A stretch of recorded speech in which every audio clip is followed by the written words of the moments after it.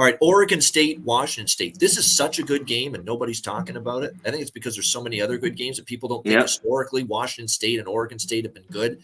But now they are both very good football teams, and this is a great matchup, I think. Oregon State, 2.5-point road favorites, 56 the total. Man, this is tough. This is tough. I ain't going against Oregon State. I love this team. I like the way they're. I love their. I think what the difference in this game could be, CMAC, is I just think the Oregon State defense is a little bit better than Washington State's defense. I think that could be the difference in the end. I still don't think the Cougars' defense is improving, but I think this Oregon State defense is excellent.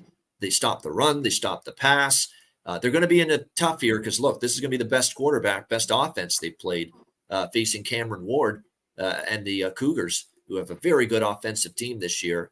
But I definitely still lean Oregon State. And it's not easy to win in Pullman. We know that. Just ask Wisconsin, who lost 31-22 here in Pullman. And we know the track record, for the most part, here in this stadium for Washington State, has been pretty good. But, man, like I say, I like Oregon State a lot this year. And I would need more than plus 2.5 to go against a team I really think is strong. And that's no disrespect to Washington State, who I just think the Oregon State is still a cut above Washington State at this point in time.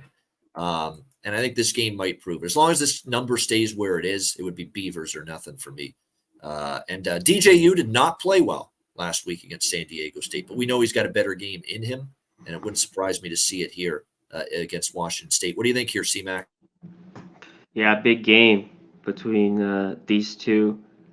Oregon State, till last week, too, was just ripping off, covers. I think they had 8 or 9 in a row for that. So it seems like just take Oregon State, minus 2.5. I think that's what people, but I think this game is close. So I think the points will be valued. But you just talked about it. 3 and a hook is a lot different than 2 and a hook in a game like this.